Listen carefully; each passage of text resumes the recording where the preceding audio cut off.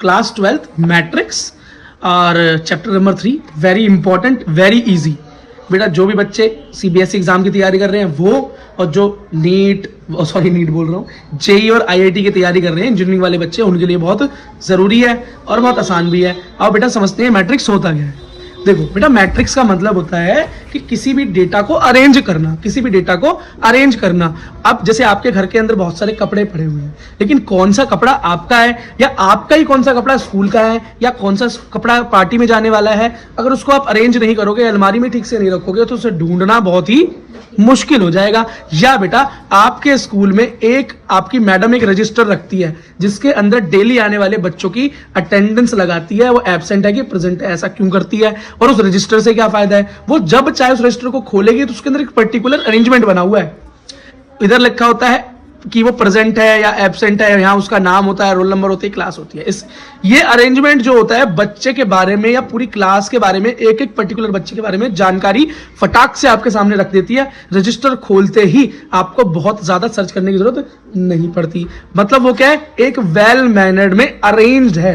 अगर बेटा वो रिप्रेजेंटेशन जो है, उन जो अटेंडेंस का जो रिप्रेजेंटेशन है वो क्या है, बड़ा वेल मैनर्ड है, इसी को मैट्रिक्स बोल देते हैं और कुछ भी नहीं है। चलो बेटा एक एग्जांपल आपकी एनसीईआरटी का लेते हैं, क्योंकि एनसीईआरटी से ही सब कुछ आने वाला है, बाहर से कुछ आएगा नहीं। ठीक है बेटा, देखो यहां पर बोल रहा है कि यहां पे एक डेटा दिया हुआ है कि राधा के पास, देखो क्या किस किस के पास क्या क्या है। देखो ये बोल रहा है, सपोज करो कि राधा के पास 15 नोटबुक है। क्या है, 15 नोटबुक है ना। और तो बेटा उस सारी महागाथा को पढ़ के मुझे समझ में आया कि राधा के पास 15 तो नोटबुक हैं और 6 पेन हैं। ऐसी एक लड़की है फौजिया जिसके पास 10 नोटबुक है और 2 पेन है, और एक और लड़की है सिमरन जिसके पास 13 नोटबुक है और 2 पेन है। अब ये डाटा देख रहे हो बेटा किस तरीके से फैला पड़ा हुआ है, अलग अलग डाटा पढ़ना पड़ रहा है, कितना मुश्किल है। इसको क्या एक अच्छी तरीके से अरेंज किया जा सकता है। हाँ देखो नेक्स्ट में कितनी चीजें अरेंज कर दिया, नोटबुक लिख दी, पेन्स लिख दी। देखो बेटा और सिंप्लीफाई हो गया ना, मैं आराम से लिख सकता हूँ, नोटबुक का डेटा ये रहा, पेन्स का डेटा ये रहा। देखो बेटा धड़ाधड़ हमने लिख दिया। और इसी डेटा को बेटा देखो अब जब इस तरह के अरेंजमेंट में रख दिया जाए और ऐसे कॉलम्स में बंद कर दिया जाए या इन ब्रैकेट्स में बंद कर दिया जाए, तो बेटा इसी को मैट्रिक्स बोल देते हैं। अब इसके अंदर रो और कॉलम साफ साफ नहीं नजर आ रहा होगा, मैं दिखा देता हूँ। देखो बेटा मैट्रिक्स में क्या करते हैं, देखो जब भी अरेंजमेंट होती है इस तरीके से अरेंजमेंट होती है, यहां से आपको रो और कॉलम नजर आएगा साफ साफ। देखो बेटा जो ये 1 2 3 4 ये जो है ना एक मैट्रिक्स का एक आपका चार्ट बन गया। इसके अंदर जो भी नंबर लिखे जाएंगे वो एलिमेंट्स कहलाएंगे। बेटा ये पहला जो खड़ा हुआ है इसको बोलते हैं खंबा या कॉलम बोलते हैं। क्या बोलते हैं, तो जो खड़ा है वही क्या है, खंबा है। तो ये क्या हो गया फर्स्ट कॉलम, ये हो गया सेकंड कॉलम, ये हो गया थर्ड कॉलम, और ये हो गया फोर्थ कॉलम। अब जो लेटा होता है इसको बोलते हैं रॉ। क्या बोलते हैं बेटा, रॉ। तो पहली raw number 1, raw number 3, raw number 5। ठीक है बेटा, ये एक मैट्रिक्स है। अभी आगे बहुत सारी चीजें हमें पढ़नी है, लेकिन बस अभी शुरुआत देख लो कि मैट्रिक्स कुछ इस तरीके से दिखाई देती है। ठीक है बेटा, देखो आगे देखो, अब वही मैंने यहाँ पर बना के आपको दिखा दिया है। इसको बेटा बोलते हैं ट्यूबुलर फॉर्म या टेबुलर फॉर्म। क्या बोलते हैं बेटा, टेबुलर फॉर्म बोलते हैं। वही डेटा को अरेंज करना, रिप्रेजेंट करना टेबुलर फॉर्म कहलाता है। क्या रो है क्या कॉलम है आपको समझ में आ गया, वही चीज मैंने यहाँ बना दी है, वही कुछ अलग बता नहीं रहा। अब बेटा नई चीज जो आपसे पूछी जाती है वो है ऑर्डर ऑफ मैट्रिक्स, कि एक मैट्रिक्स कितने ऑर्डर की है, मतलब बड़ी है या छोटी है। ठीक है, अब बेटा कुछ एलिमेंट्स की ही बात करें, थोड़ा सा अरेंजमेंट करना है तो छोटी सी मैट्रिक्स बन जाएगी, बड़ा डाटा लेना है तो बड़ी बनेगी। मान लो आपके बेटा क्लास के अंदर एक टेस्ट हुआ, तो उसका डेटा जब रखोगे कि इंग्लिश का टेस्ट हुआ मानो, और 10 बच्चे आपके क्लास में हैं, तो 10 बच्चों के इंग्लिश में कितने मार्क्स आए, जब उसका आप अरेंजमेंट बनाओगे छोटा बनेगा, छोटी मैट्रिक्स में काम हो जाएगा। लेकिन जब एक पूरी स्कूल का एक साथ इंग्लिश का टेस्ट हो गया और उसका अरेंजमेंट बनाओगे तो वो बड़ा बनेगा। तो उसी को बोलते हैं बेटा ऑर्डर ऑफ मैट्रिक्स। और किसी भी मैट्रिक्स का कॉलम ऑर्डर या उसका साइज या उसकी औकात कैसे पता चलती है, उसके रॉ और कॉलम को आपस में मल्टीप्लाई कर लो, जितने रॉ और जितने कॉलम होंगे उसी हिसाब से उसका ऑर्डर पता चल जाएगा। बड़ी मैट्रिक्स के ज्यादा रॉ कॉलम होंगे और छोटी मैट्रिक्स के कम रॉ और कॉलम होंगे। और बेटा ऑर्डर को हम कह सकते हैं आर इंटू सी, मतलब rho into column R C. और बेटा इसको बिल्कुल मंत्र की तरह याद कर लेना, सी इंटू आर कभी भी आर इंटू सी नहीं होता है। क्यों नहीं होता है ये भी समझ लो। बेटा ये आपका मैट्रिक्स है, छोटा वाला समझ लेते हैं। देखो बड़ा वाला ही देखो बेटा, ये आपका देखो एक मैट्रिक्स है, इसके अंदर कितने कॉलम है? 3 और रो कितनी है? 4। बेटा रो जो है और कॉलम जो है दोनों अलग अलग है ना, कॉलम कम है रो ज्यादा है। अब बेटा इसका ऑर्डर निकालोगे तो क्या करोगे? 3 रो इंटू कॉलम मतलब 4 इंटू 3 इसका ऑर्डर हो गया। ठीक है, अगर बेटा आपने इसकी जगह पे 3 इंटू 4 रख दिया तो ये तो इसका तो ये मतलब हुआ ना कि 3 तो इसके अंदर रो है और 4 कॉलम है, जो कि ये बात सच है या नहीं? नहीं है, गलत हो गई ये बात। तो इसका मतलब फ्लो में कभी ये मत बोलना कि भैया ने तो बताया था रो और कॉलम को मल्टीप्लाई कर दो काम हो जाएगा, तो कॉलम को रो से कर देता हूं क्या फर्क पड़ता है? नहीं बेटा, पहले रो और फिर कॉलम आएगा। बस इस बात को बिल्कुल याद कर लो। और ये क्या है? यही परम सत्य है। अगर इससे इधर उधर हुए तो काम आपका खराब हो सकता है। क्या समझे? चलो बेटा अब कुछ मैट्रिक्स के ऑर्डर निकालें। देखो बेटा पहली मैट्रिक्स, बेटा मैट्रिक्स को एक नाम दिया जाता है, जिसे हम सेट्स को नाम नहीं देते थे, वैसे ही चाहे ए बोल लो, चाहे बी बोल लो, चाहे सी बोल लो, चाहे श्याम बोल लो, चाहे राम बोल लो, चाहे जो तुम्हारा मन करे वो इसका नाम रख दो। नॉर्मली ए और बी और सी रख देते हैं, जो आसान पड़ता है। अब बेटा ये बात याद रखना, इस ब्रैकेट के अंदर जो भी ये नंबर लिखे हुए हैं इसको हम क्या बोलेंगे? इसको हम बोलेंगे element of matrix. Element of matrix, ठीक है। अच्छा जैसे कि बेटा सेट बनाते थे तो सेट के अंदर जो भी नंबर होते थे उन्हें हम एलिमेंट बोलते थे ना। अब बेटा एलिमेंट कुछ भी हो सकते हैं, माइनस के, पॉइंट में, रूट में, आयोटा में, है ना, अपॉन में, रेशनल, इरेशनल, इवन जीरो भी हो सकता है। ठीक है, इतनी बात क्लियर हो गई। तो अब कुछ कुछ सेट जैसे ही मामला है इसका अरेंजमेंट में, लेकिन बस सेट के अंदर बेटा हम कुछ रिलेशंस निकालते थे, यहां भी निकालेंगे, लेकिन बस देखते रहो। बताना बेटा इसके अंदर कितनी रो है, कितने कॉलम है? ये देखो एक कॉलम 2 कॉलम टोटल 2, और रो कितनी? 1 रो 2 रो टोटल 2। ऑर्डर क्या होगा? 2 इंटू 2। बोलोगे ठीक है तो भैया 4 हो गया ना ये तो? नहीं, ऑर्डर ऑफ मैट्रिक्स को बस बेटा ऐसे ही लिख देते हैं, मल्टीप्लाई नहीं करते। मल्टीप्लाई अगर आपने इसका मल्टीप्लीकेशन करके निकाल दिया तो वो गलत हो जाएगा, वो ऑर्डर ऑफ मैट्रिक्स नहीं होगा, वो पता क्या निकल जाएगा? टोटल नंबर ऑफ एलिमेंट निकल कर आ जाएंगे। तो इससे एक बात तो समझ में आ गई कि टोटल नंबर ऑफ एलिमेंट अगर किसी की मैट्रिक्स के निकालने हो तो उसका जो ऑर्डर आपने निकाला है उसको मल्टीप्लाई कर देना। वो क्या बता देगा कि उस मैट्रिक्स में कितने एलिमेंट्स हैं। रो और कॉलम तो यहां से दिखाई दे ही रहा है, लेकिन अगर इसको मल्टीप्लाई करके आप जो आंसर निकालोगे ना वो ऑर्डर तो नहीं बताएगा, लेकिन वो क्या बताएगा? वो बताएगा number of elements in matrix. बात क्लियर हो गई? आसान है। देखो बेटा अगली वाली मैट्रिक्स देखो, इसके अंदर एलिमेंट क्या है? 5 प्लस आयोटा 9 माइनस 7 1/2 11 माइनस 7/7। इसके अंदर बताओ कितनी रो है? 1 रो 2 रो। कॉलम बताओ 1 2 3। और बेटा क्या तरीका होता है ऑर्डर निकालने का? R C. इसका क्या मतलब हो गया? 2 × 3। बस यही है, खत्म। मल्टीप्लाई मत कर देना कहीं जोश में। समझ में आ गया? तो वही बात बेटा मैंने यहां भी लिखी हुई है कि order of matrix always gives total number of element in a matrix. किसी ऑर्डर मैट्रिक्स के ऑर्डर को अगर मल्टीप्लाई कर दिया आपने तो आपको ऑर्डर तो नहीं बताएगा, आपको क्या बता देगा? नंबर ऑफ एलिमेंट्स बता देगा। इस डिफरेंस को बेटा याद रखना, नहीं तो दिक्कत भी हो सकती है और हो ही जाएगी। क्या पता पूछा क्या निकाल कर क्या आया हो जाओ, है ना। देखो बेटा कई बार खुशी खुशी में बच्चा कर देता है, अरे 2 × 2 4 खत्म। अब मैडम खुश हो जाएगी, कहीं 2 का स्क्वायर ही लिखा है कोई, नहीं, वो सोचेगा मैं कितना तेज हूं। देखो बेटा अब एक और चीज देख लो, जो एलिमेंट इन मैट्रिक्स होते हैं उनका रिप्रेजेंटेशन क्या होता है, मतलब उनकी पोजीशन को कैसे बताया जा सकता है। कभी पिक्चर देखने गए हो? जब बेटा हम पिक्चर देखने जाते हैं तो हमें टिकट मिलती है, उस टिकट पे लिखा होता है इस रो के अंदर, मतलब ऐसे लिखा था ए रो के अंदर 12वीं सीट, ऐसे होती है टिकट। आपको मिल जाएगी A12, आपके दोस्त को मिल गई A13, है ना, एक दोस्त को मिल गई B11। इसका क्या मतलब हुआ कि ए रो के अंदर 12वां कॉलम, बी रो के अंदर 11वां कॉलम। तो बेटा ये क्या हो गया? दूर हो गया। अब ये क्या कहेगा? अरे यार A14 वाले से बोलेगा भैया वहां चले जाओ, मुझे यहाँ बिठा लो।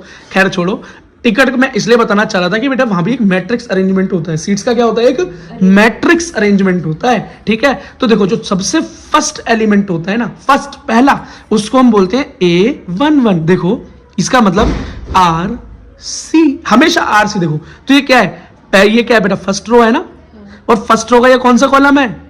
फर्स्ट कॉलम है बेटा। फर्स्ट रो फर्स्ट कॉलम, तो इसका बोलोगे A11, ठीक है, ये इसका रोल नंबर हो गया। अब देखो दूसरा आप खुद ही बता दोगे, first row second column, R पहले आर का नंबर और फिर सी का नंबर, तो रो हो गई 1 लेकिन कॉलम हो गया सेकंड। अब बताओ बेटा इसका बताओ, रो तो फर्स्ट ही है लेकिन कॉलम कौन सा है 3, तो ये हो गया 1 3।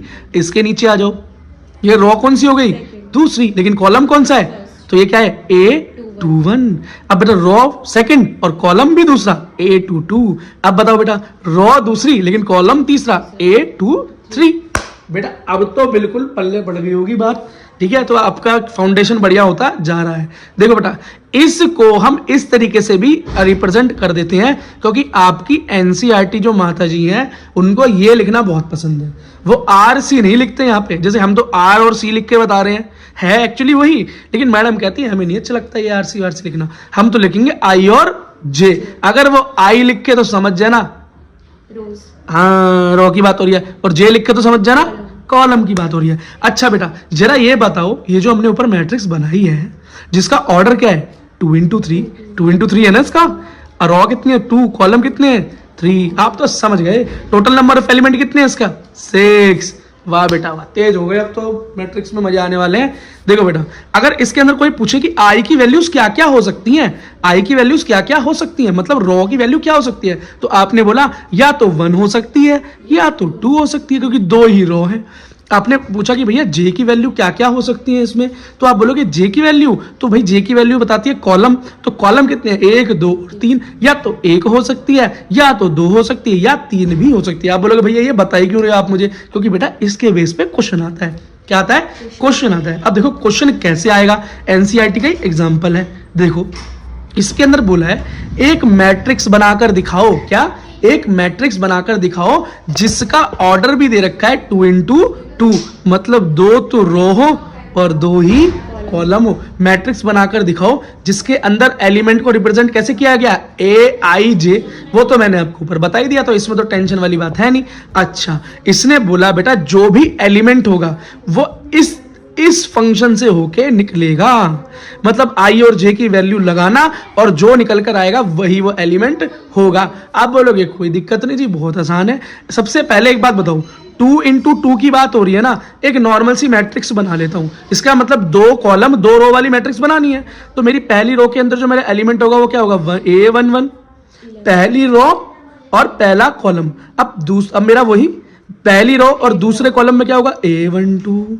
अब मेरी दूसरी रो और पहले कॉलम के अंदर क्या होगा बोलो A21, 21 मत बोलो 21 ऐसे बोलो, ठीक है। और ये क्या होगा मेरा बेटा लास्ट वाला second row second column A22। बस अब मुझे पहचानना है कि A11 क्या है, A12 क्या है, A21 क्या है और A22 क्या है, बात खत्म। अब जो इसने फंक्शन दिया हुआ है उसमें वैल्यू डाल के आई और जे की आंसर निकालता चला जाऊंगा। और ये तो भैया कैलकुलेशन करते करते तो 11वीं बीत गई, तो ये तो 12वीं है, ये तो वो भी आसान है। फंक्शन क्या दिया हुआ है, ये दिया हुआ है आई का स्क्वायर माइनस जे का स्क्वायर टोटल का मोड, मतलब माइनस वाला जो भी आएगा प्लस में निकल कर आएगा। ओके A11 मतलब आई की जगह पे 1 और जे की जगह पे 1, 1 का स्क्वायर माइनस 1 क्या हुआ 0, 1 माइनस 1 0, तो पहला एलिमेंट क्या हो गया 0। A12 क्या हुआ 1 का स्क्वायर और माइनस 2, जे की जगह क्या आ गया 2, तो 1 स्क्वायर क्या हो गया 1, 1 माइनस 2 क्या हो गया -1, लेकिन मोड के बाहर आएगा तो 1, सेकंड एलिमेंट मिल गया। अब ये वाला एलिमेंट निकालना है कौन सा A21, तो A21 का मतलब है आई की जगह पे 2 और जे की जगह पे 1, तो मतलब आई का स्क्वायर 2 का स्क्वायर -1 4 हो गया, 4 माइनस 1 क्या हो गया 3, ये आ गया 3। अब निकालना है A22 मतलब आई का स्क्वायर -2, तो 2 का स्क्वायर 4, 4 माइनस 2 2। बेटा ये हमारी मैट्रिक्स बनकर तैयार हो गई, इजी था बेटा।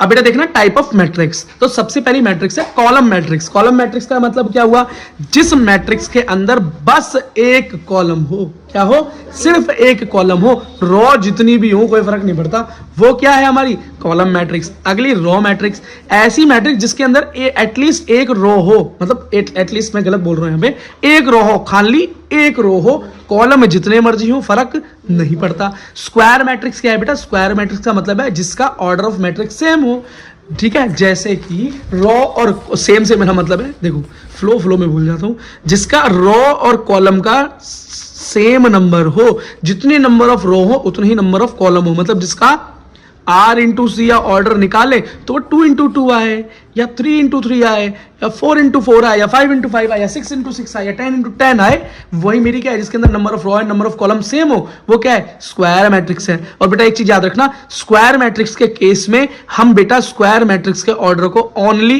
एक नंबर से डिफाइन कर सकते हैं। जैसे कि इस मैट्रिक्स का ऑर्डर था बेटा 3 इंटू 3, तो हम बोल सकते हैं only in the case of square matrix हम बोल सकते हैं कि order of this square matrix, अगर ए है तो order of A matrix A which is a square matrix, order is only 3, only 3। 3 into 3 लिखने की जरूरत नहीं, 2 इंटू 2 लिखने की जरूरत नहीं, ओनली 2, ओनली 3, ओनली 4 हम इस केस में लिख सकते हैं। ठीक है बेटा, अगली चीज देखो, अगली है बेटा डायगोनल मैट्रिक्स। बेटा ऐसी मैट्रिक्स जिसके सिर्फ डायगोनल पर नंबर हो, बाकी सारे जीरो हो, ऐसी मैट्रिक्स को डायगोनल मैट्रिक्स बोलते हैं।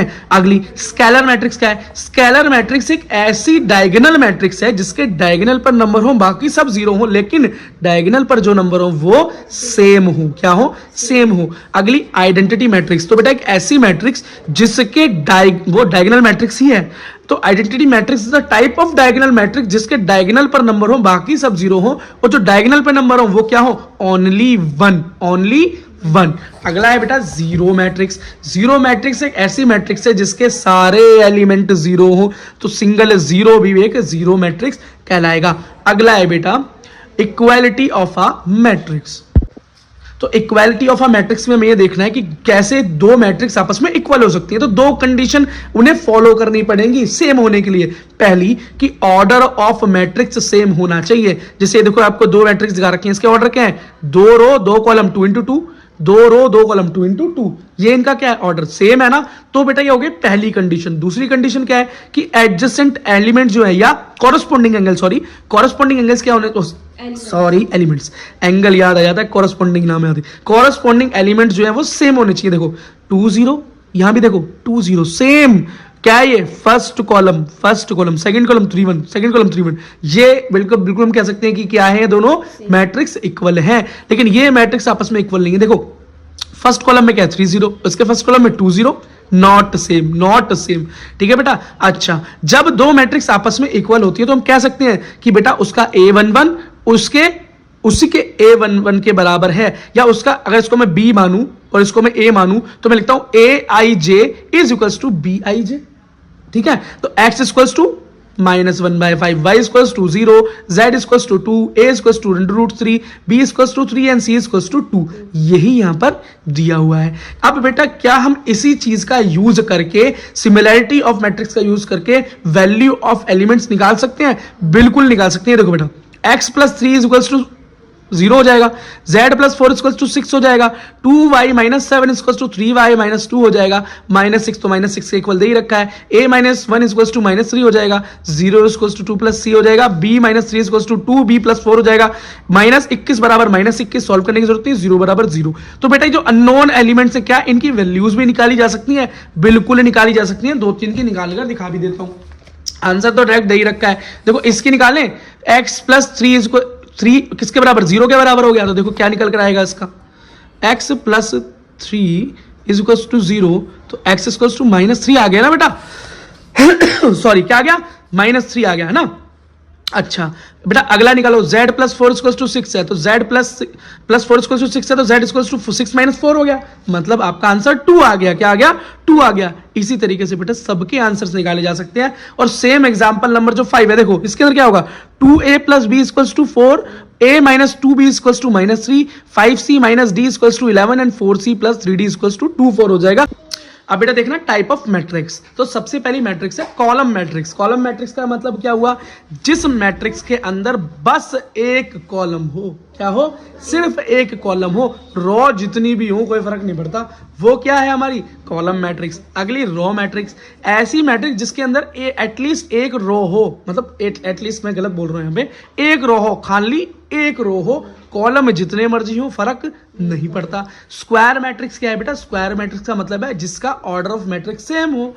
ठीक है, जैसे कि रो और सेम से मेरा मतलब है, देखो फ्लो में भूल जाता हूं, जिसका रो और कॉलम का सेम नंबर हो, जितने नंबर ऑफ रो हो उतने ही नंबर ऑफ कॉलम हो, मतलब जिसका R इंटू सी या ऑर्डर निकाले तो वो 2 इंटू 2 आए, या 3 × 3 आए, या 4 × 4 आए, या 5 × 5 आए, या 6 × 6 आए, या 10 × 10 आए, वही मेरी क्या है जिसके अंदर number of row and number of column same हो, वो क्या है, स्क्वायर मैट्रिक्स है। और बेटा एक चीज याद रखना, स्क्वायर मैट्रिक्स के केस में हम बेटा स्क्वायर मैट्रिक्स के ऑर्डर को ओनली एक नंबर से डिफाइन कर सकते हैं। जैसे कि इस मैट्रिक्स का ऑर्डर था बेटा 3 × 3, तो हम बोल सकते हैं only in the case of square matrix हम बोल सकते हैं कि order of this square matrix अगर ए है तो order of A matrix A which is a square matrix order is only 3 3 × 3 लिखने की जरूरत नहीं, 2 × 2 लिखने की जरूरत नहीं, ओनली 2 ओनली 3 ओनली 4 हम इस केस में लिख सकते हैं।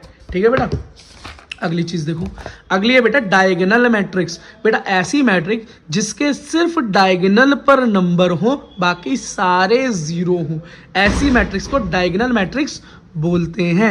अगली स्केलर मैट्रिक्स क्या है? स्केलर मैट्रिक्स एक ऐसी डायगोनल मैट्रिक्स है जिसके डायगोनल पर नंबर हो, बाकी सब जीरो हो, लेकिन डायगोनल पर जो नंबर हो वो सेम हो। क्या हो? सेम हो। अगली आइडेंटिटी मैट्रिक्स। तो बेटा एक ऐसी मैट्रिक्स जिसके वो डायगोनल मैट्रिक्स ही है, तो identity matrix is the type of diagonal matrix जिसके डायगोनल पर नंबर हो, बाकी सब जीरो हो, और जो डायगोनल पर नंबर हो वो क्या हो? Only one. अगला है बेटा जीरो मैट्रिक्स। जीरो मैट्रिक्स एक ऐसी मैट्रिक्स है जिसके सारे एलिमेंट जीरो हो, तो सिंगल जीरो भी एक जीरो मैट्रिक्स कहलाएगा। अगला है बेटा इक्वालिटी ऑफ अ मैट्रिक्स। तो इक्वालिटी ऑफ अ मैट्रिक्स में हमें ये देखना है कि कैसे दो मैट्रिक्स आपस में इक्वल हो सकती है। तो दो कंडीशन उन्हें फॉलो करनी पड़ेंगी सेम होने के लिए। पहली कि ऑर्डर ऑफ मैट्रिक्स सेम होना चाहिए। जैसे देखो आपको दो मैट्रिक्स दिखा रखे हैं, इसके ऑर्डर क्या है? 2 रो 2 कॉलम 2 × 2, 2 रो 2 कॉलम 2 × 2, ये इनका क्या है? ऑर्डर सेम है ना। तो बेटा ये हो गई पहली कंडीशन। दूसरी कंडीशन क्या है कि एडजेसेंट एलिमेंट जो है या कॉरस्पॉन्डिंग एंगल्स क्या होने, एलिमेंट्स, एंगल याद आ जाता है, कॉरस्पॉन्डिंग नाम याद है। कॉरस्पॉन्डिंग एलिमेंट जो है वो सेम होने चाहिए। देखो 2 0, यहां भी देखो 2 0 सेम। क्या है ये? First column, second column 3 1, second column 3 1। ये बिल्कुल हम कह सकते हैं कि क्या है, ये दोनों मैट्रिक्स इक्वल हैं। लेकिन ये मैट्रिक्स आपस में इक्वल नहीं है। देखो फर्स्ट कॉलम में क्या है? 3 0, उसके फर्स्ट कॉलम में 2 0, नॉट सेम। ठीक है बेटा। अच्छा, जब दो मैट्रिक्स आपस में इक्वल होती है तो हम कह सकते हैं कि बेटा उसका A11 उसी के A11 के बराबर है, या उसका अगर इसको मैं B मानूं और इसको मैं A मानूं तो मैं लिखता हूं AIJ is equals to BIJ। ठीक है, तो X equals to -1/5, y equals to 0, z equals to 2, a equals to √3, b equals to 3 and c equals to 2। यही यहां पर दिया हुआ है। अब बेटा क्या हम इसी चीज का यूज करके, सिमिलैरिटी ऑफ मैट्रिक्स का यूज करके वैल्यू ऑफ एलिमेंट्स निकाल सकते हैं? बिल्कुल निकाल सकते हैं। देखो बेटा x + 3 इज इक्वल्स टू 0 हो जाएगा, z + 4 इक्वल्स टू 6 हो जाएगा, 2y - 7 इक्वल्स टू 3y - 2 हो जाएगा, -6 तो -6 के इक्वल दे ही रखा है, a - 1 इक्वल्स टू -3 हो जाएगा, 0 इक्वल्स टू 2 + c हो जाएगा, b - 3 इक्वल्स टू 2b + 4 हो जाएगा, -21 बराबर -21 सॉल्व करने की जरूरत नहीं, 0 बराबर 0। तो बेटा जो अननोन एलिमेंट्स है क्या इनकी वैल्यूज भी निकाली जा सकती है? बिल्कुल निकाली जा सकती है। 2-3 की निकाल कर दिखा भी देता हूं। आंसर तो डायरेक्ट दे ही रखा है। देखो इसकी निकालें, x + 3 किसके बराबर? 0 के बराबर हो गया। तो देखो क्या निकल कर आएगा इसका, x + 3 इज इक्वल्स टू 0, तो x इक्वल्स टू -3 आ गया ना बेटा। सॉरी क्या आ गया? -3 आ गया है ना। अच्छा बेटा अगला निकालो, z + 4 इक्वल्स टू 6 है, तो z + 4 इक्वल्स टू 6 है, तो z इक्वल्स टू 6 - 4 हो गया। मतलब आपका आंसर 2 आ गया। क्या आ गया? 2 आ गया। इसी तरीके से बेटा सबके आंसर्स निकाले जा सकते हैं। और सेम एग्जांपल नंबर जो 5 है, देखो इसके अंदर क्या होगा? 2a + b equals to 4, a - 2b equals to -3, 5c - d equals to 11 and 4c + 3d equals to 24 हो जाएगा। तो बेटा trigonometry, inverse trigonometry class 12 maths की एक्सरसाइज 2.2 का क्वेश्चन नंबर 4। तो क्वेश्चन नंबर 4 क्या है? tan इनवर्स √ में 1 - cos x + 1 + cos x। देखो बेटा इस तरह के क्वेश्चंस को हम बेटा कैसे सॉल्व करते हैं? हमारे दिमाग में हमेशा होना चाहिए कि बाहर जो भी इनवर्स में फंक्शन है सेम फंक्शन अंदर आ जाए, ताकि दोनों फंक्शंस को कैंसिल किया जाए और उसको एक सिंपल फॉर्म में कन्वर्ट किया जाए। यही दिमाग में थॉट होना चाहिए। इस थॉट प्रोसेस के साथ ही हमें आगे बढ़ना होता है, मतलब अटेम्प्ट करने का यही तरीका है इन क्वेश्चंस को। आगे चलो। तो अब क्वेश्चन को सॉल्व करने से पहले यहां पर एक फॉर्मूला आप याद कर लो, क्योंकि बेटा खुद देखो अब हमें ऊपर और नीचे इसको tan में कन्वर्ट करना है, तो हमें एक ही चीज याद आ रही है कि अपॉन में तो साइन अपॉन कॉस अगर हो जाए तो वो tan हो जाएगा, तो इसका मतलब मुझे ऊपर साइन और नीचे कॉस लेकर आना है, इतनी सी सीधी सी बात है। ठीक है बेटा, तो एक फॉर्मूला जो 1 माइनस कॉस या 1 माइनस साइन करके कुछ जो फॉर्मूला आता है ना कॉस और साइन का रिलेशन, वो फॉर्मूला है cos 2 x का, या cos 2 थीटा बोल लो आप, कोई फर्क नहीं पड़ता, एक ही बात है। क्या है 1 माइनस 2 साइन स्क्वायर थीटा। ठीक, इसी का क्या है दूसरा इसी का साइन 2 थीटा का एक फॉर्मूला क्या है 2 कॉस स्क्वायर थीटा माइनस 1। तो बेटा ये वही अपने 11th क्लास वाले फॉर्मूले हैं, इन्हें याद करना पड़ेगा, कोई अल्टरनेटिव का है नहीं, तो इस क्वेश्चन में यही अप्लाई होने वाला है।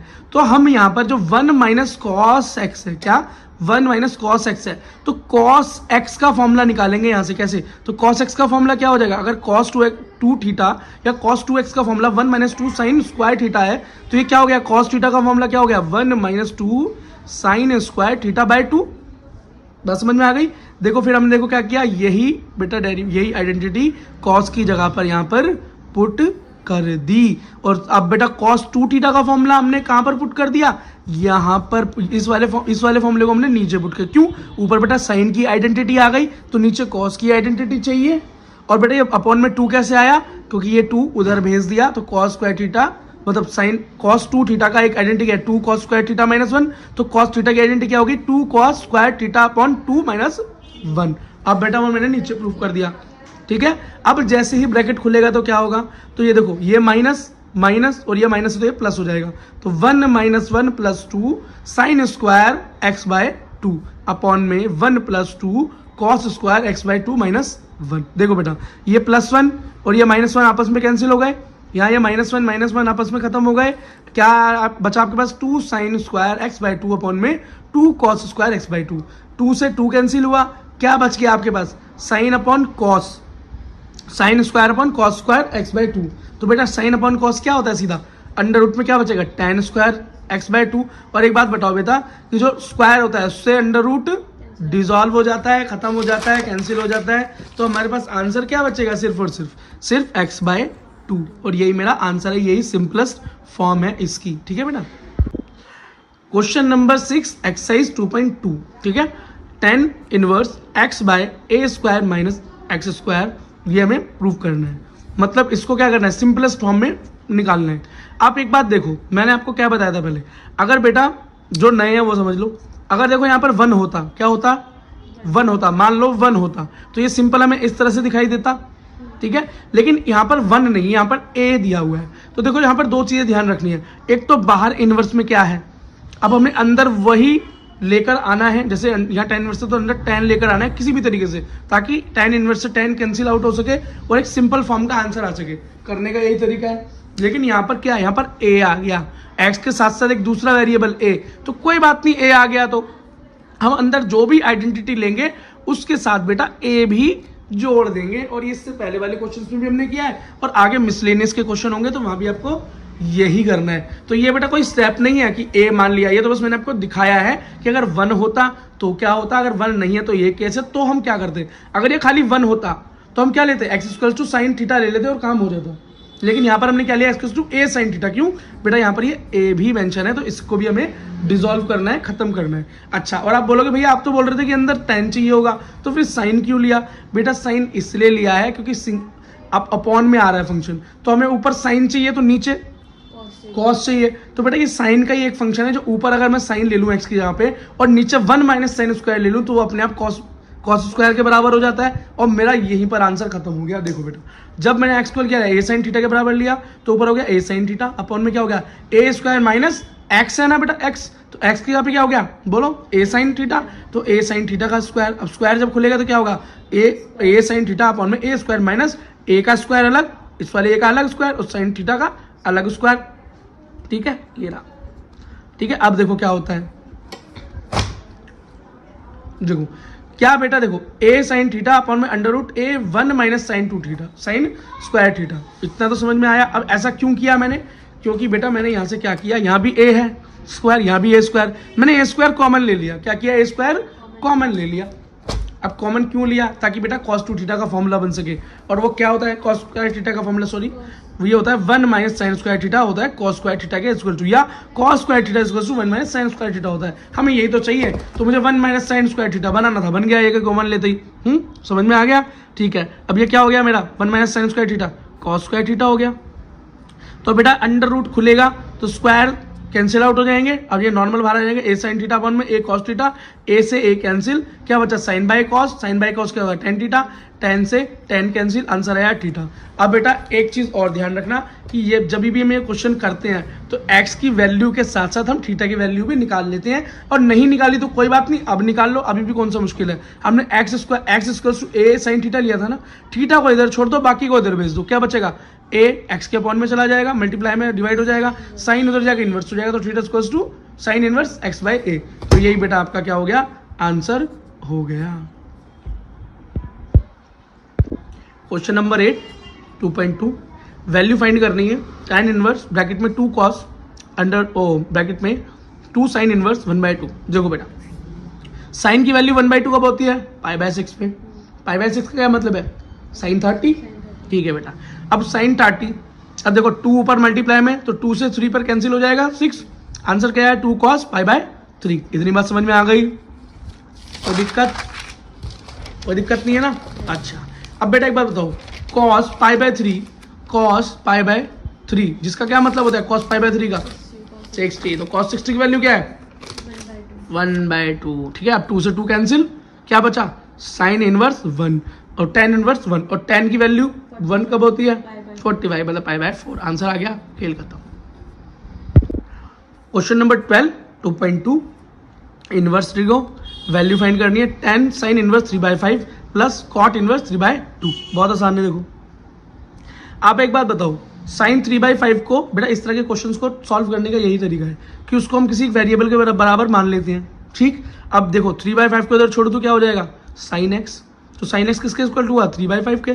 साइन क्या होता है परपेंडिकुलर अपॉन हाइपोटेन्यूस। बेटा यहाँ से हम क्या निकाल सकते हैं, बेस की वैल्यू निकाल सकते हैं ना, तो बेस का वैल्यू मेरा क्या आया 4 आया। तो क्यों बेटा, हाइपोटेन्यूस का square equal to base square plus perpendicular का स्क्वायर, जिसे क्या बोलते हैं पीटी थ्योरम, मतलब पाइथागोरस थ्योरम का यूज करके हमने वैल्यू निकाल ली। अब एक बात देखो, यहाँ 10 है तो अंदर हमें क्या चाहिए, अंदर में हमें 10 ही चाहिए। अब अपॉन वाला सीन नहीं है यहाँ पे बेटा, यहाँ प्लस वाला सीन है, तो 10 ही चाहिए। हाँ, तो यहाँ भी 10 बना दो, तो यहाँ भी 10 बना दो, ये दोनों हो जाएंगे, तो tan a plus tan b का फॉर्मूला लगेगा। यहाँ पे नॉर्मल 10 है, यहाँ 10 का इनवर्स है, इनवर्स कैंसिल हो जाएगा। चलो बेटा सॉल्विंग हो रहा है, वही दिखा देता हूँ। अब बेटा आप यहाँ से 10 की वैल्यू फाइंड आउट कर सकते हो ना, कैसे, tan होता है परपेंडिकुलर अपॉन बेस, परपेंडिकुलर 3 है, बेस आपने 4 निकाला अभी। ठीक है, तो क्या निकल कर आया 10 इनवर्स की वैल्यू 3/4। तो यहाँ पर लिख सकते हो 3/4, और यहाँ दूसरा फंक्शन क्या दिया हुआ है, दूसरा फंक्शन दिया हुआ है कॉट इनवर्स 3/2, और भाई 10 तो सिर्फ उसका उल्टा ही होता है, तो 10 क्या हो जाएगा 2/3। तो इसमें तो इतनी लंबी चौड़ी इक्वेशन लगाने की जरूरत भी नहीं है, तो ये बन गया tan inverse 3/4 plus tan inverse 2/3। अब tan a प्लस b या x प्लस y का फॉर्मूला क्या होता है, और tan इनवर्स के फॉर्म में, तो tan inverse x plus y upon में 1 माइनस x इंटू वाई। ठीक है भाई, तो जहां जहां पर x था मतलब ये, और जहां जहां पर y था मतलब ये सेकंड वाला फॉर्म, इसको y के बराबर मान लेते थे। ठीक है, क्या निकल कर आ जाएगा, जैसे मैंने x ले लिया यहाँ पे, कोई बात नहीं है बेटा, यहाँ पे हाँ मैंने x लिया ना ये, तो ये अगला वाला जो है y है, क्योंकि इसको सॉल्व तो किया नहीं हमने, सीधा ही रख दिया। सॉल्व करके निकालते तो मैं दिखाता कि y के बराबर रखा है, इसको y के बराबर रखा है मानो। अब दोनों x तो हो नहीं सकते, अभी तो फॉर्मूला बनेगा। अब x की जगह पे x की वैल्यू रखी, y की जगह पे y की वैल्यू रखी, और अपन में 1 माइनस वाई इंटू एक्स हुआ। ठीक है, दोनों का एलसीएम 12 आया, 9 प्लस 8। अब यहाँ पर क्या होगा बोलो, 4 तिया 12, 3 चौक 3 दूनी 6, 1 माइनस, सॉल्व करोगे आंसर आएगा 1/2। अब बेटा 9 प्लस 8 क्या हो गया 17/12, इसको सीधा करो तो हो जाएगा 2/1, मल्टीप्लाई करो तो 2 से गया 6 पे, आंसर आया 17/6। यही है बेटा आंसर। क्वेश्चन नंबर 13 2.2 बताना है कि इसकी वैल्यू क्या होगी, ऑप्शंस में से कौन सी वैल्यू होगी। तो cos इनवर्स cos 7π/6। अगर बेटा ये नॉर्मल क्वेश्चन देखो तो आप क्या करते हो इस केस में, इनवर्स से नॉर्मल फंक्शन को काट देते हो और जो बचता हो आपका आंसर होता है। लेकिन बेटा ये 7π/4 एक्चुअली निकल कितना रहा है बेटा, ये cos की रेंज में आ ही नहीं रहा। cos की रेंज क्या है 0 से पाई, ये तो बहुत ऊपर जा रहा है, ये नहीं हो रहा सॉल्व, ये तो हमारी रेंज में आ ही नहीं रहा। ठीक है, तो अब हमें क्या करना है, हमें बेटा इसकी रियल एक्चुअल वैल्यू निकालनी है विद इन रेंज। और इसका क्या मतलब है कि हम इसको क्वाड्रेंट्स में तोड़ दें।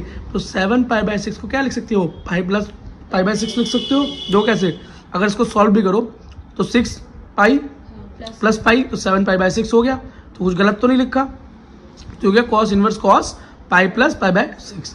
अब बेटा एक चीज याद रखो, दोबारा से क्वाड्रेंट्स को याद करो 11th क्लास वालों को। 9, 180, 270, 360, 90 पे चेंज हो जाती है वैल्यू, 270 पे भी चेंज हो जाती हैं, बाकी दोनों पे चेंज नहीं होती। ये हम प्लस जा रहे हैं, कहाँ जा रहे हैं बेटा, प्लस जा रहे हैं। प्लस जा करके हम कहाँ पहुंचेंगे बोलो, हाँ हम सेकंड, ये फर्स्ट क्वाड्रेंट, हम सेकंड क्वाड्रेंट में पहुंचेंगे जहां पर सिर्फ साइन पॉजिटिव है। तो हमारा कॉस कैसे निकल कर आएगा, नेगेटिव, नेगेटिव निकल कर आएगा। ठीक है, वो तो हम झेल लेंगे, पर यहाँ तो हमारी पॉजिटिव होनी चाहिए वैल्यू। देखो अभी खेल खत्म नहीं हुआ, अभी देखना। ठीक है, अब हमारा क्या वैल्यू निकल कर आया, तो कॉस हो गया नेगेटिव का। ठीक हो गया नेगेटिव π/6। इसमें जोड़ के नहीं लिखते बेटा, जो भी हम ये लिखते हैं ना, जिससे भी प्लस या माइनस हो रहा होता है उस फंक्शन को भूल जाते हैं, उस पर सिर्फ देखते हैं चेंज हो रहा है नहीं हो रहा, वैल्यू वही की वही है। चेंज तो हुआ, क्या हुआ, माइनस हो गया, तो क्या हो गया हमारे माइनस कॉस π/6। ठीक है, आप देखो कॉस इनवर्स से कॉस तो चला गया, लेकिन वैल्यू अभी भी क्या आ गई, माइनस π/6, जो कि अभी भी यहाँ पर लाए नहीं कर रही भाई, काम तो अभी भी नहीं चला। अब क्या करोगे, कोई बात नहीं बेटा, इसका एक ही तरीका बता रखा है मैंने, जब वैल्यू नेगेटिव में आ जाए, विद इन रेंज ना आए, कुछ मत करना, 90 से माइनस कर देना, पाई से माइनस कर देना, काम हो जाएगा।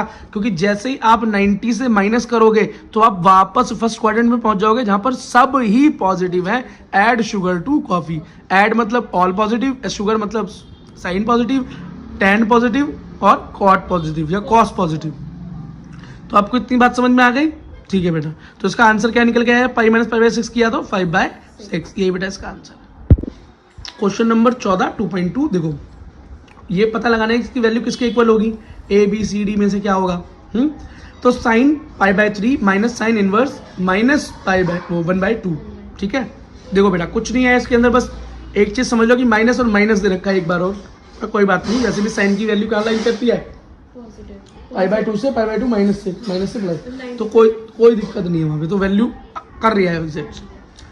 साइन π/3 ठीक है, प्लस साइन इनवर्स, अब 1/2 को मैं क्या लिख सकता हूँ, 1/2 को बोल सकता हूँ π/6 साइन 30, मैंने लिख दिया। साइन इनवर्स से साइन कैंसिल, आंसर क्या है मेरे पास, π/3 प्लस π/6। एक चीज देखो यहाँ पर प्लस कैसे आया माइनस से, क्योंकि यहाँ पर क्या था ये माइनस। तो मैंने एक चीज शुरू में ही बताई थी चैप्टर पढ़ाते हुए, जो नहीं है वो देखो, अगर एंगल नेगेटिव हो तो क्या होता है, साइन नेगेटिव एक्स हो जाता है। तो यही हुआ ना, जब ये माइनस था तो ये इधर माइनस गया, तो यहाँ पहले से एक माइनस दिखाई दे रहा है, तो माइनस माइनस प्लस हो गया। बस समझ में आ गई क्या है, साइन π/3 प्लस π/6। साइन दोनों की क्या करो, सॉल्यूशन करो, जब सॉल्यूशन करोगे तो आपका आंसर आ गया साइन π/2, और जो कि इक्वल टू 1 होता है। बस बेटा क्वेश्चन। अब बेटा एक्सरसाइज 3.3 क्लास 12 मैथमेटिक्स का क्वेश्चन नंबर 7 का फर्स्ट पार्ट देखो। यहाँ पर एक मैट्रिक्स दी हुई है आपको, देखो इधर देखो इधर देखो, 1 -1 5 -1 2 1 5 1 3। ठीक है, प्रूफ करना है या शो करना है या देखना है या चेक करना है कि ये क्या एक सिमेट्रिक मैट्रिक्स है या नहीं। सबसे पहले तो हमें ये देखना है कि सिमेट्रिक मैट्रिक्स होती क्या है। अगर हमें सिमेट्रिक मैट्रिक्स का पता होगा तो हम आराम से इसे सॉल्व कर सकते हैं। तो बेटा सिमेट्रिक मैट्रिक्स क्या होती है, अगर मैं किसी मैट्रिक्स का ट्रांसपोज कर दूं, अब ट्रांसपोज ऑफ अ मैट्रिक्स का मतलब होता है कि बेटा किसी मैट्रिक्स की जो कॉलम है उसको रो बना दूं या कॉलम को रो बना दूं, या तो कॉलम को रो बना दो या रो को कॉलम बना दो। ठीक है, हाँ मैं एक ही बात बोल गया। ठीक है, तो अब जब मैंने क्या किया, जो हमारी ए मैट्रिक्स दी हुई थी इसका मैंने क्या किया, ट्रांसपोज बना दिया, पर इसको बोलते हैं ए डैश। ठीक है, उस मैट्रिक्स का डैश लगा दो, ट्रांसपोज का मतलब बस कुछ नहीं करना, उसकी बेटा रो की कॉलम बना देनी है या कॉलम की रो बना देनी है। ठीक है, अब जब हमने कर दिया इसको, अब आप बोलोगे भैया वही का वही लिख दिया, अरे ज़रा चेक करो बेटा, देखो मान लो ये कॉलम है, अब इसको रो बना दो, तो 1 -1 और 5 ऐसा का ऐसे ही तो आ गया। अब बेटा इसका कर दो ट्रांसपोज अगले वाले का, तो क्या लिखोगे, -1 2 1। अब हो क्या रहा है कि इसका ट्रांसपोज करने पे भी ये सेम मैट्रिक्स आ रही है, ठीक है। अगर इस ए मैट्रिक्स का ट्रांसपोज भी कर रहे हैं तो सेम टू सेम ए ही मैट्रिक्स आ रही है। और अगर ये कंडीशन हो जाए कि ए का ट्रांसपोज करूं और वो बिल्कुल सेम टू सेम ए की तरह ही दिखाई दे, जो कि दिख रही है मुझे, इस कंडीशन को क्या बोलते हैं? सिमेट्रिक मैट्रिक्स बोलते हैं। क्या बोलते हैं? सिमेट्रिक मैट्रिक्स बोलते हैं। ओके, तो हमारा फर्स्ट वाला क्या है? सिमेट्रिक मैट्रिक्स प्रूफ हो गया जब ट्रांसपोज किया। तो अगला क्या है? अगला भाई चेक करना है कि क्या ये एक स्क्यू सिमेट्रिक मैट्रिक्स है या नहीं। ठीक है, अब मैट्रिक्स क्या गिवन है? मैट्रिक्स गिवन है ये 0 1 -1 पार्ट 2 में 7th के -1 0 1 1 -1 0। ठीक है, तो बेटा ये स्क्यू सिमेट्रिक मैट्रिक्स का क्या कंडीशन है? स्क्यू सिमेट्रिक मैट्रिक्स की कंडीशन ये होगी कि ए मैट्रिक्स का अगर मैं ट्रांसपोज कर दूं, है ना, और उस ट्रांसपोज का भी क्या नेगेटिव अगर ए के बराबर आ जाए तो वो स्क्यू सिमेट्रिक मैट्रिक्स होगी। सिमेट्रिक मैट्रिक्स में तो नॉर्मल था कि ए का ट्रांसपोज करो, अगर वो ट्रांसपोज सेम ए की तरह दिखाई दे तो हम मान लेंगे कि वो सिमेट्रिक मैट्रिक्स है। लेकिन अगर इस कंडीशन में स्क्यू सिमेट्रिक मैट्रिक्स कंडीशन में अगर ए का मैं ट्रांसपोज करूं और वो भी नेगेटिव, तो ट्रांसपोज का क्या नेगेटिव माइनस, अगर ए के बराबर आ जाए, मैट्रिक्स के बराबर आ जाए तो स्क्यू सिमेट्रिक मैट्रिक्स होगी। तो शुरू करते हैं। मैट्रिक्स ये रही, अब इसका पहले ट्रांसपोज कर लो। ट्रांसपोज किया तो बेटा हम क्या करेंगे? इसकी कॉलम को रो बना देंगे। तो क्या बना? 0 1 वो 0 -1 1। ठीक है, ये बन गई पहली रो। दूसरी क्या बनेगी? 1 0 -1, ये लो जी बन गई इसकी दूसरी रो। अब तीसरे कॉलम की रो बनाओ तो -1 1 0 -1 1 0। ठीक है, ये बन गया ट्रांसपोज। अब भाई क्या करना है? ये देखो, ये सेम दिखाई दे रहा है क्या? नहीं, एलिमेंट्स तो सेम है लेकिन साइन उनके अलग है। यहाँ 0 तो 0 है, ये +1 है तो यहाँ पर, यहाँ -1 है तो यहाँ, तो इसका ये मतलब है अगर मैं बाहर माइनस कॉमन ले लूँ, क्या ले लूँ? माइनस कॉमन ले लूँ, तो ये same to same a matrix के बराबर हो जाएगा या नहीं होगा? ये बताओ। बिल्कुल हो जाएगा ना। तो मैं कह सकता हूँ, अगर मैं यहाँ -1 कॉमन ले लिया तो मैं कह सकता हूँ ना कि जो ए है मेरा, जो नॉर्मल मैट्रिक्स है, वो अब दोबारा से वो सेम, अगर मैं इसमें माइनस जब मैंने कॉमन लिया तो यह -1 का क्या हो जाएगा? अगर मैंने -1 यहाँ पर माइनस कॉमन ले लिया तो 0 का 0, यह प्लस का 1 हो जाएगा जो कि सेम टू सेम इसके बराबर है। यहाँ प्लस का 1 तो ये माइनस का 1 हो जाएगा जो कि सेम टू सेम इसके बराबर है। तो माइनस बाहर लेने पर मेरा क्या हो गया? ट्रांसपोज ऑफ मैट्रिक्स सीधा ए के बराबर हो गया, जो कि ये कंडीशन मेरी सेटिस्फाई हो गई ना कि A is to minus of transpose A हो गई ना। तो हम बोल सकते हैं yes it is a skew symmetric matrix. अब बेटा स्क्यू सिमेट्रिक मैट्रिक्स और मैट्रिक्स सिमेट्रिक मैट्रिक्स आपको क्लियर हो गई। तो बेटा मिसलेनियस क्लास 12 मैट्रिक्स की मिसलेनियस का क्वेश्चन नंबर 6, इसमें x की वैल्यू फाइंड करनी है। मैट्रिक्स दी हुई है multiply this is equals to 0। x की वैल्यू फाइंड करनी है, जो x यहाँ पर है। कैसे करेंगे? पहले इन दो की मल्टीप्लाई करेंगे, देन जो रिजल्ट आएगा उसकी इससे मल्टीप्लाई करेंगे, आपका आंसर आपके सामने आ जाएगा। इजी है। सबसे पहले बेटा जब इस मैट्रिक्स से मल्टीप्लाई होगी तो क्या होगा? रो इनटू कॉलम। तो पहली रो पहला column x multiply 1 x -1 multiply 0 0 -1 multiply 2 -2 x multiply 0 0 -5 multiply 2 -10 -1 multiply 0 0। ठीक है, नेक्स्ट क्या है? Next x multiply 2 2x -5 multiply 1 -5 -1 multiply 3 3। Done. ठीक है भाई, इसको क्या हो गया? इसका आंसर क्या आ गया? ये क्या सॉल्व हो गया? x -2, ये क्या आ गया? माइनस का ओनली 10, और ये क्या आ गया? बोलो -8 माइनस प्लस, तो ये आ गया माइनस का 8। ठीक है, नेक्स्ट मैट्रिक्स क्या थी? x 4 and 1 is equals to 0। अब इन दोनों को मल्टीप्लाई करेंगे तो रो इनटू कॉलम। तो भाई रो को कॉलम से मल्टीप्लाई करो, x -2 मल्टीप्लाई x, ये लिख दिया मैंने ऐसे की ऐसी। ठीक है, अब अच्छा एक चीज देखो जरा इसके अंदर, इसमें याद रखना बेटा इसका ऑर्डर क्या है मैट्रिक्स का? रो इनटू कॉलम, एक रो 3 कॉलम, और इसका क्या है?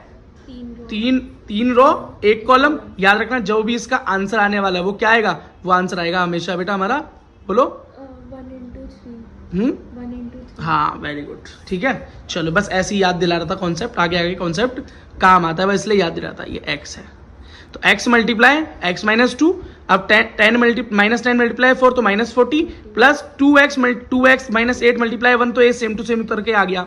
ठीक है, तो x अब x -2 की मल्टीप्लाई x से हो गया तो x² -2x।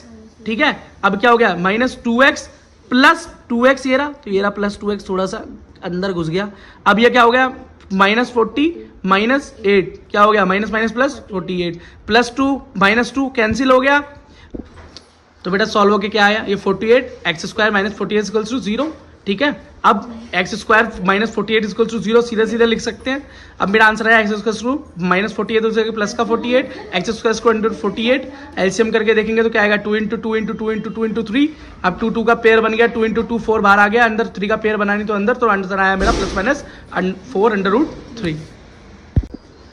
ये क्वेश्चन है भाई मिसलेनियस का, क्वेश्चन नंबर 7। मैट्रिक्स क्या दिया हुआ है, बोल रहा है कोई मैन्युफैक्चरर है, वो अपनी फैक्ट्री में सामान बनाता है, 3 सामान बनाता है, एक्स वाई जेड बनाता है, कोई सामान है एक्स वाई और जेड, 2 मार्केट में बेचता है, एक मार्केट है 1 और 2। पहली मार्केट के अंदर उसका एक्स सामान जो बिकता है वो बिकता है 10,000 में, वाई बिकता है 2,000 में और जेड बिकता है 18,000 रुपये में। और सेकंड मार्केट में ए सामान बिकता है उसका कितना 6,000, वाई सामान बिकता है 20,000 और वाई साइड सामान बिकता है 2,000 रुपये का। तो बताओ भैया नेट कितने कितने रुपए का रेवेन्यू जनरेट होता है, मतलब टोटल कितने रुपए वो कमाता है मार्केट 1 एंड 2 से, लेकिन बोल रहे हैं भैया मैट्रिक्स का यूज करके बताओ। तो बहुत आसान है, सबसे पहले मैट्रिक्स सीखने के लिए, मल्टीप्लाई करने के लिए हमने एक जूते की फैक्ट्री वाला एग्जाम्पल एनसीईआरटी का ही पढ़ा था, याद हो तुम्हें तो, शबाना था ऐसी कुछ लड़की का नाम था जो जूते की फैक्ट्री बना रही थी, शूज की है ना, sport shoes and normal shoes. चलो बेटा अब देखो ये first factory and second factory, revenue को मैंने आमने सामने रख लिया, ठीक। अब एक कॉस्ट भी बता रखी है, इसने बोला है कि जो सेल प्राइस है फर्स्ट ऑप्शन में, सेल प्राइस क्या है, एक्स को बेचते हैं 2.50 मतलब 2.5 रुपए, और वाई 1.5 रुपए और जेड 1 रुपए में बिकता है। तो देखो भाई क्या बनाया हमने इक्वेशन, ठीक है। ये इक्वेशन समझ में आ गई कैसे बनाई हमने, ठीक है। अब इसके ठीक इक्वल क्या है, अब पता कैसे चलेगा भाई, मान लो मेरा भाई ये पेन है, ये पेन मैं 5 रुपए का खरीदता हूँ, ये 5 रुपए का मेरा पड़ता है, या 5 रुपए का मैं बेचता हूँ, जो भी मेरा पड़ता है छोड़ो, 5 रुपए का पेन है, नॉर्मल सी बात समझ लो। ऐसे में 10 पेन लूंगा तो टोटल कितने रुपए खर्च होंगे मेरे, बताओ कैसे पता लगाया, 5 की मल्टीप्लाई किससे कर दी तुमने, सीधा 10 से कर दी और तुम्हारा आंसर आ गया। तो ऐसे ही भाई टोटल जो सेल हो रही है, इतने इतने प्रोडक्ट बिक रहे हैं एक्स वाई जेड, और कितने कितने रुपए के बिकते हैं, 2.5 रुपए 1.5 रुपए और 1 रुपए का बिकता है।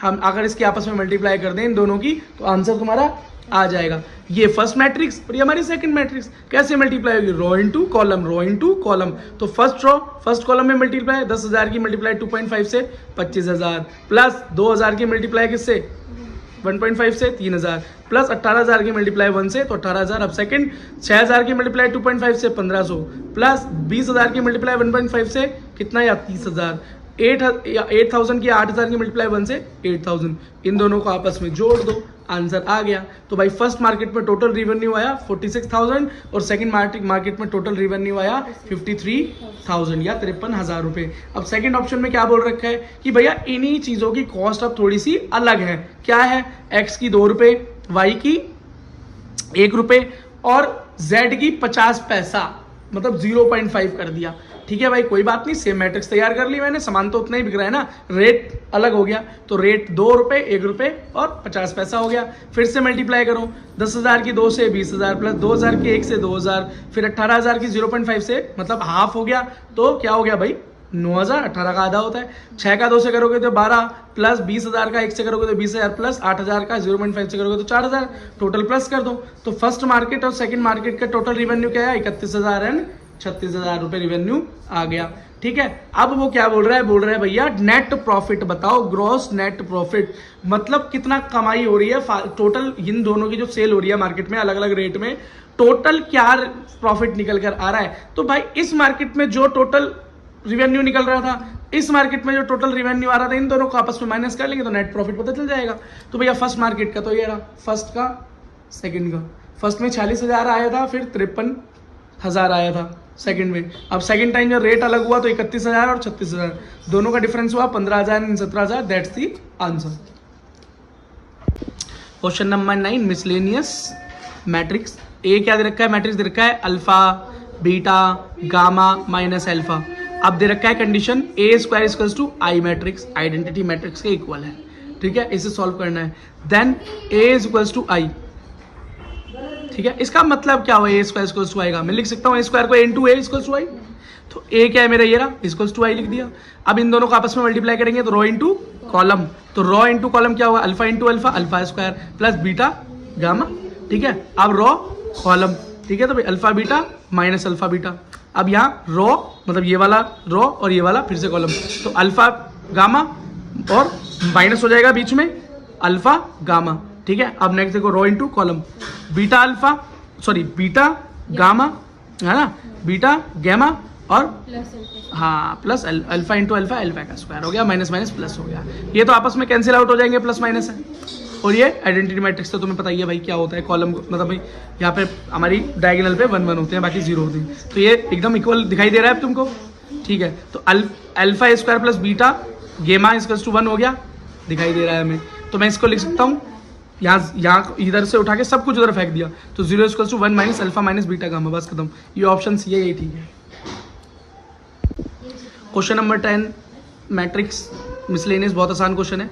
बोल रहा है कोई मैट्रिक्स है ए जो सिमेट्रिक भी है और स्क्यू सिमेट्रिक भी है, फिर बताओ क्या इक्वेशन बनेगी। भाई सिमेट्रिक का क्या मतलब है कि किसी का उस मैट्रिक्स का ट्रांसपोज करूं और वो वही का वही आ जाए, ए का ट्रांसपोज करूं तो ए का आ जाए, और स्क्यू सिमेट्रिक का मैट्रिक्स क्या है कि ए का ट्रांसपोज करूं वो माइनस ए के बराबर आ जाए। ये दोनों इक्वेशन दे रखी है, दोनों को आपस में काट लिया, तो क्या हुआ ए ट्रांस मतलब ए आपस में कैंसिल हो जाएगा, सेम है। ये क्या हो जाएगा 2 है, अब 2 यहाँ मल्टीप्लाई उधर जाके 2 से डिवाइड 0 से डिवाइड 0 हो जाएगा, ए इक्वल्स टू 0, और ये इक्वल्स टू 0 क्या है, ए 0 मैट्रिक्स के बराबर है, क्या है ऑप्शन बी। बात करता हूँ। अब क्वेश्चन नंबर 11 देख लो। बोल रहा है ए जो है स्क्वायर मैट्रिक्स कैसी दे रखी है कि ए स्क्वायर करें तो ए के बराबर है, ये गिवन है, क्या गिवन है, ए स्क्वायर ए के बराबर है। फाइंड आउट करो कि आइडेंटिटी मैट्रिक्स प्लस ए का होल क्यूब -7 है, क्या होगा, किसके बराबर होगा। ठीक है भाई, कर लेते हैं। तो जरा इसको नॉर्मल लिख ले, आइडेंटिटी मैट्रिक्स प्लस ए -7। अब भाई क्यूब का मतलब क्या है, मतलब 3 बार आपस में मल्टीप्लाई, यही तो होता है ना। तो ये हो गया आई प्लस ए आई प्लस ए आई प्लस ए, 3 बार लिख दिया, -7 है ना। अभी किसी जैसे 2 है, 2 का मैं क्यूब कर दूँ, उसका मतलब क्या है 2 मल्टीप्लाई 2, यही तो मतलब है। तो मैंने खोल के लिख दिया इसको, कोई दिक्कत नहीं है। पहले इन दो को आपस में मल्टीप्लाई कर लो, कैसे करोगे, पहले आई की मल्टीप्लाई इन दोनों से, फिर ए की मल्टीप्लाई इन दोनों से, तो आई इंटू आई आई स्क्वायर, आई इंटू ए आई ए, प्लस ए इंटू आई ए आई, ए इंटू ए स्क्वायर, प्लस आई प्लस ए -7 है। बात समझ में आ गया। याद रखना भाई, आइडेंटिटी मैट्रिक्स को किसी के साथ भी तुम प्लस करो तो वही मैट्रिक्स उसका आंसर आ जाती है, और आइडेंटिटी मैट्रिक्स का चाहे स्क्वायर करो चाहे क्यूब करो, कुछ भी करो, वो आई के बराबर ही रहेगी। तो यहाँ पर जो आई स्क्वायर है वो हमेशा आई के बराबर ही रहेगा, ठीक है। आई इंटू ए के बराबर ही रहेगा, ए इंटू आई के बराबर ही रहेगा, कोई दिक्कत नहीं है। और ए स्क्वायर तो ए के बराबर है, पहले ही दे रखा है, तो इस इक्वेशन में जो जो पता है हमें लिख लेते हैं। तो आई का स्क्वायर आई के बराबर ही हो गया, ए इंटू आई इंटू ए, और ए का स्क्वायर ए के इक्वल है, लिख दिया आई प्लस ए -7 है। तो यहाँ पर क्या हो गया, A plus A 3a, I plus A 3a, I plus A equal to -7 है। एक साथ कर लो, आप क्या करो, इसकी मल्टीप्लाई इन दोनों से, फिर इसकी मल्टीप्लाई इन दोनों से करी तो क्या आया, आई इंटू आई स्क्वायर, आई इंटू ए आई ए, 3a इंटू आई 3a आई, 3a इंटू ए 3a स्क्वायर -7 है, ठीक है। आई स्क्वायर करेंगे तो आई के बराबर ही होगा, कोई दिक्कत नहीं। आई इंटू ए करेंगे तभी भी ए आएगा, ठीक है। अब देखो ए इंटू आई करेंगे तभी भी ए ही आएगा, तो 3 हो गया। अब ए का स्क्वायर वैसे ए के बराबर है, तो 3a -7 आ गया। अब भाई ये देखो 3a plus 3a 6a plus 1a 7 है, तो यहाँ पर आ गया आई प्लस 7 है या -7 है, माइनस से माइनस कैंसिल आ गया, identity matrix option C is the correct answer.